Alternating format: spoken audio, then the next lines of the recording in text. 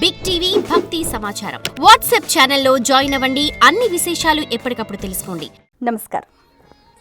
ఆండాళ్ తిరువలిగలేశ్వరను 15వ పాసురం. ఈ పాసురంలో చాలా అద్భుతమైన వర్ణన ఉంటుంది. లోపలున్న గోపికకు బయట ఉన్న గోపికలకు సంవాదం జరుగుతూ ఉంటుందన్నమాట. ఆ సంవాదం కూడా ఎంత శ్రవణానందంగా ఎంత చక్కగా వినసొంపుగా ఉంటుంది అని అంటే బయట ఉన్న గోపికలు ఏమంటారంటే, లేత చిలుక వంటి కంఠస్వరం కలదానా లేచిరమ్ము అని అంటారనమాట. అప్పుడు లోపల ఉన్న గోపిక మీరు అలా కాఠిన్యం పలుకుతూ నన్ను చికాకు పెట్టకండి అని అంటుంది.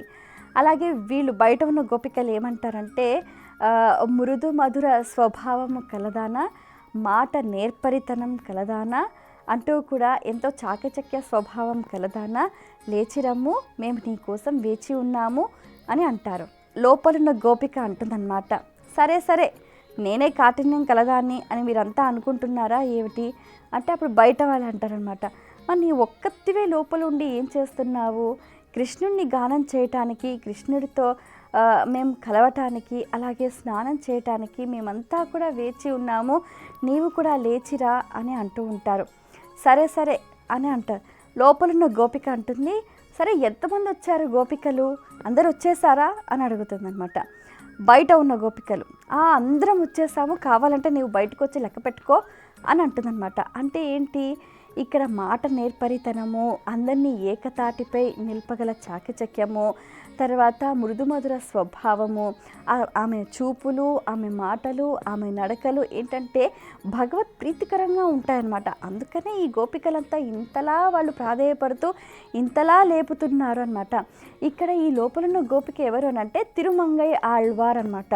అంటే ఆ గోపికను వీళ్ళంతా కూడా నిద్ర లేపుతూ ఉన్నారు.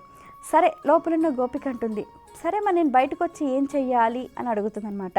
అప్పుడు బయట ఉన్న గోపికలు, అమ్మా తల్లి ఓ లలనా లేచి రావమ్మా, నీకోసం మేమంతా కూడా గుంపులు గుంపులుగా కూడా వేచి ఉన్నాము.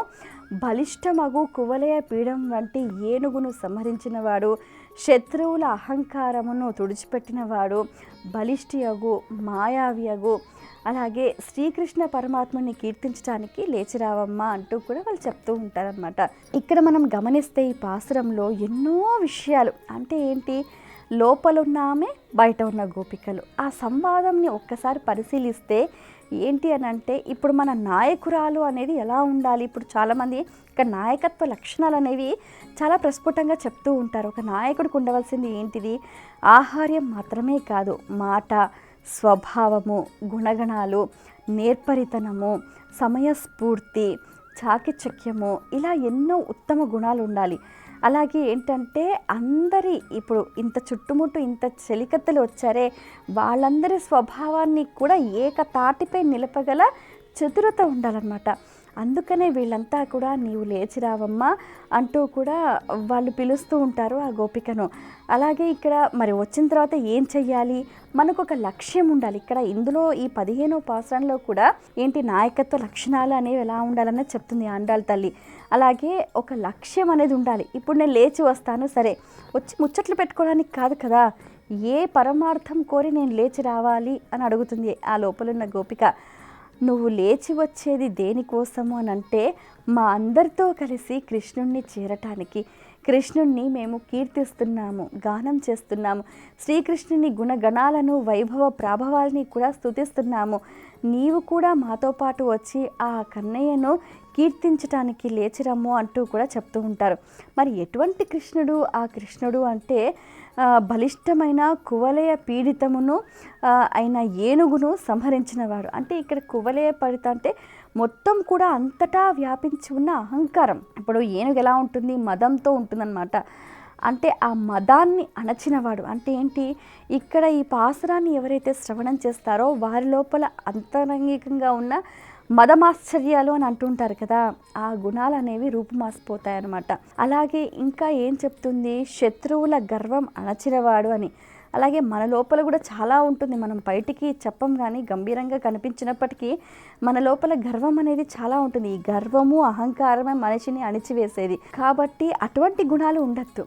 స్వచ్ఛంగా ఒక పరిశుద్ధమైన హృదయంతో, ఒక పసిపాప హృదయం ఎలా ఉంటుంది అటువంటి స్వభావంతో వీళ్ళంతా దేనికోసము, కన్నయ్య నీలో చేరుకోవాలయ్యా అంటూ కూడా ఆ కన్నయ్యని రకరకాలుగా కీర్తిస్తూ ఉంటారు.